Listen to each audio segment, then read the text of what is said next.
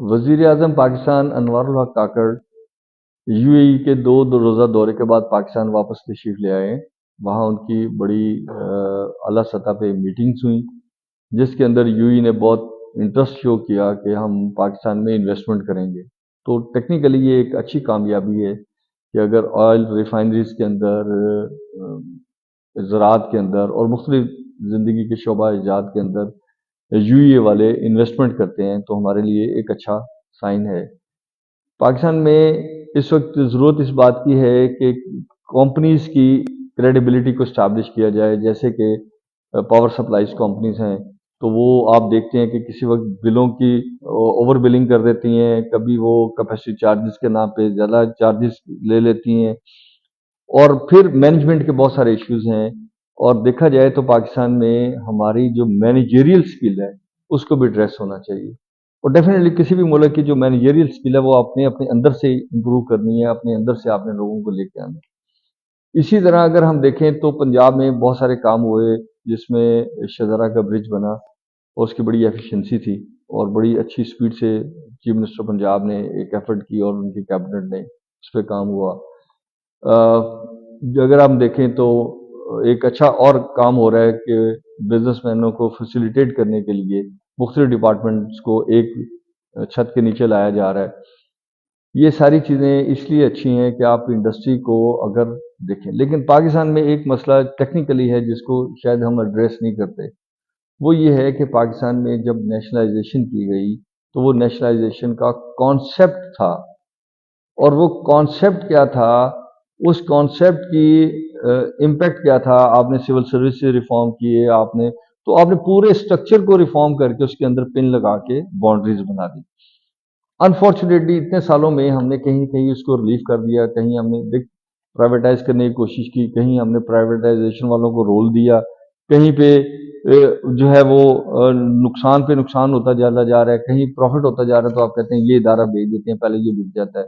तो पाकिस्तान को हर वक्त जो फाइनेंशियल थ्रेट रही, और इसी की बुनियाद पे एक ज़माने से हम एडवांस टैक्स को लेते जा रहे हैं, जिसकी वजह से कैपेसिटी ऑफ डूइंग बिजनेस भी कम होती है, प्राइस भी बढ़ती है। देखिए, अगर मैंने 100 रुपया लिया और मैंने उसको इन्वेस्ट किया और 27% मैंने उसको मार्कअप देना है, तो डेफिनेटली वो कॉस्ट में प्लस होना है, और फिर नुकसान की मेरा थ्रेट बढ़ जाएगी।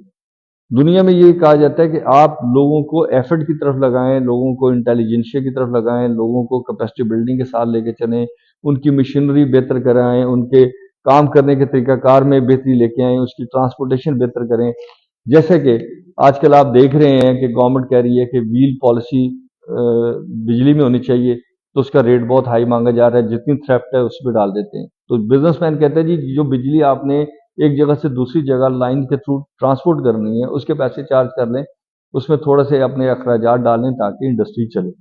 और फिर अगर आप नहीं दे सकते तो आप लोगों को फ्री हैंड दें कि बिजली अगर कोई नहीं भी ले तो कोई मसला नहीं है। लेकिन वो क्योंकि आपका टैक्सेशन सिस्टम ऐसा है, जो आपने रिकवरी करनी है एट सोर्स, तो उसकी वजह से हमें अपनी गलतियों को पॉइंट आउट करना चाहिए कि हमारी गलतियां क्या हैं, जिसकी वजह से हमारी इकॉनमी उस तरह तरक्की नहीं कर रही जिस तरह की करनी चाहिए। दुनिया के मुकाबले में हम क्यों पीछे दिन ब दिन चले जाते हैं, और कि जो हम अपने रिसोर्स को सेल आउट भी करते हैं, जो रिसोर्स को हम बेचना भी चाहते हैं, जिसको हम, तो वो उसके बावजूद पाकिस्तान को एवरी टाइम शॉर्टफॉल रहेगा। वो शॉर्टफॉल इसलिए है कि हमने अपने लोगों की कैपेसिटी बिल्डिंग के अलावा सिस्टम मैनेजमेंट में काम नहीं किया, हमने चीज़ों को बेहतरी की तरफ ले जाने की अकाउंटेबिलिटी नहीं की। कोई हमने ऐसा मैकेनिज्म नहीं रखा कि हमारी डिस्ट्रिक्ट इंतजामिया, हमारी कमिश्नरेट, यानी जो डिवीजन का इंतजामिया है, सूबे की इंतजामिया है, वो बिजनेसमैनों को विजिट करे, इंडस्ट्रियल एरिया को विजिट करे, वो शहरी इलाकों को विजिट करके लोगों के अंदर एक अपना असर रसूख तो बढ़ाते हैं। लेकिन टेक्निकली आप देखें कि वो इंडस्ट्री को विजिट करना कोई इतना अच्छा नहीं समझते, क्योंकि उन्हें पता है कि सच सामने आएगा। हम डॉक्यूमेंट्री कहते हैं कि इंडस्ट्रियल एरिया बड़े साफ सुथरे हैं और हमने ये किया, और फिर जब हम इंडस्ट्रियल एरिया भी को बनाते हैं तो उसके गिर्द कोई जंगल की जगह नहीं रखते। मिसाल के तौर पे शेखुपुरा में 1700 एकड़ में आप एक इंडस्ट्रियल स्टेट बना रहे हैं, रचना इंडस्ट्रियल स्टेट आप बना रहे हैं। ये हमारा ही मोटिव था, हम ही ने इसके रिक्वेस्ट की। लेकिन अगर आज देखें तो उसके गिर्द कोई जंगल नहीं है। पता है कि जब इंडस्ट्री लगेगी उसका पोल्यूशन भी होगा, टेम्परेचर भी होगा, उसका पानी भी हमें फिल्टर करना है, उसके जो बाकी टेक्निकल ट्रेनिंग भी लोगों की करानी है, हेल्थ के ग्राउंड भी बनने चाहिए, उसके ऊपर हम कोई काम करने को तैयार नहीं है। बल्कि गिला करते हैं कि जी शेखुपुरा में हमने इंडस्ट्रियल एरिया बनाया तो इंडस्ट्री शिफ्ट नहीं हो रही। हालांकि ये भी मान लें कि इंडस्ट्री शिफ्ट नहीं होना, इस इंडस्ट्री को देख के दूसरी इंडस्ट्री में आना है। फिर हम एसईजी देने चाहते हैं ताकि वहां इंडस्ट्री चली जाए। तो जब एसईजी देंगे तो जो ऑलरेडी कंपैरेटिव इंडस्ट्री लगी है वो मारी जाएगी। गवर्नमेंट अपने आप को विड्रॉ क्यों नहीं करती कि भाई ये इंडस्ट्री है, तुमने लगानी है, तुम जो कॉम्पिटेटिव इंडस्ट्री है वो लगाओगे और फिर उसके ऊपर जो प्रॉफिट होगा आप हमें प्रॉफिट में से टैक्स दोगे। जो सेल टैक्स होगा उसको आप इलाके के हिसाब से कंजम्पशन टैक्स के तौर पे लेंगे और वो फिर उसी इलाके में इन्वेस्ट होगा। तो आपकी स्कूलिंग बेहतर हो जाएगी, आपकी लाइफस्टाइल बेहतर हो जाएगा, आपकी हेल्थ केयर बेहतर हो जाएगी, आपकी सिक्योरिटी बेहतर हो जाएगी, आपके लोगों की कमिटमेंट होगी।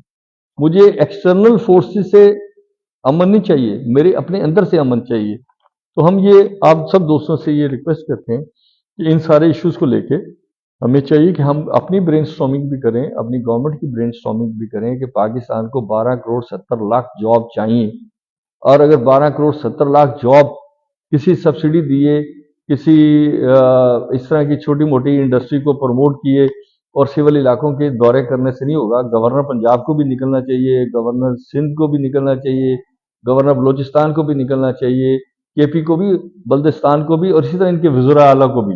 वो आए इंडस्ट्रियल एरिया में क्यों नहीं आते? जब इंडस्ट्रियल एरिया में बुलाते हैं वो शहरों को भागते हैं, इंडस्ट्रियल एरिया में आना चाहिए। सर आपसे हम्बल रिक्वेस्ट करते हैं कि सर आए, आप भी आंखें खोल के देखें कि जेन्युइन इश्यूज क्या हैं, फिल्ट्रेशन के इश्यूज क्या हैं, स्मोक के इश्यूज क्या हैं, लेबर के इश्यूज क्या हैं, ट्रांसपोर्टेशन के इश्यूज क्या हैं, जो वर्कर की अप्रोच अपनी इंडस्ट्री तक आने के उसके इश्यूज क्या हैं, उनके टर्न के ऊपर इंक्रोचमेंट के इश्यूज क्या हैं। ये सारे इश्यूज दिनों में सॉर्ट आउट हो सकते हैं sir, and you are capable. हमारी रिक्वेस्ट है कि आपकी कैपेबिलिटी इन रूट्स पे भी आए। Thank you.